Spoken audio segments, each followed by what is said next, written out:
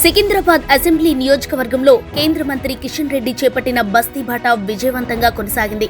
బౌద్ధనగర్, సీతాఫల్ మండి, మెట్టుగూడ డివిజన్లలో సాగిన ఈ యాత్ర ప్రజల నమ్మకానికి, భరోసాకు ప్రతీకగా నిలిచింది. అధికారులను వెంటబెట్టుకుని బస్తీలు, కాలనీలో గల్లీ గల్లీ తిరుగుతూ పేదలతో మమేకమయ్యారు. త్రాగునీరు, డ్రైనేజీ, రోడ్లు, వీధి దీపాలు, పారిశుద్ధ్యం వంటి ప్రజల రోజువారీ సమస్యలపై వాకబు చేస్తూ పరిష్కారానికి చొరవ చూపారు. సమస్యలు వినటమే కాదు, వాటిని ప్రత్యక్షంగా పరిశీలించారు. కాలువల్లో పేరుకుపోయిన పూడికను చూశారు. తాగునీరు, డ్రైనేజీ కలిసి వస్తున్న దుస్థితిని గమనించారు. ఎండాకాలంలో నీటి ఇబ్బందులకు గురవుతున్న ప్రాంతాలను పరిశీలించారు. మాటలకే పరిమితం కాకుండా యుద్ధ ప్రాతిపదికన పనులు చేపట్టాలని అధికారులకు తక్షణ ఆదేశాలిచ్చారు. ఇదే బస్తీ బాట ప్రత్యేకత. అంతేకాదు, ప్రజాక్షేత్రంలోనే కాంగ్రెస్ సర్కారు వైఫల్యాలను, అసమర్థతను, ప్రజలకు చేస్తున్న అన్యాయాన్ని పేదల గొంతుకగా మారి ఎండగట్టారు.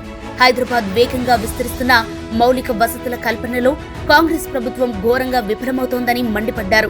జీహెచ్ఎంసీ పరిధిలో స్టీల్ తొలగింపు, తాగునీటి సరఫరా, ఇలా ప్రతి అంశంలోనూ రాష్ట్ర ప్రభుత్వ నిర్లక్ష్యమే కనిపిస్తుందన్నారు. ఇప్పటికైనా రాష్ట్ర ప్రభుత్వం కళ్లు తెరిచి ప్రజా సమస్యలపై ప్రజాప్రతినిధులతో సమావేశం పెట్టి తక్షణ నిర్ణయాలు తీసుకోవాలని డిమాండ్ చేశారు.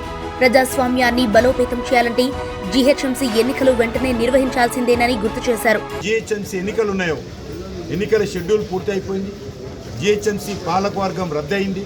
దానికి వెంటనే ఎన్నికలు నిర్వహించాలని కూడా నేను ఈ సందర్భంగా డిమాండ్ చేస్తా ఉన్నాను.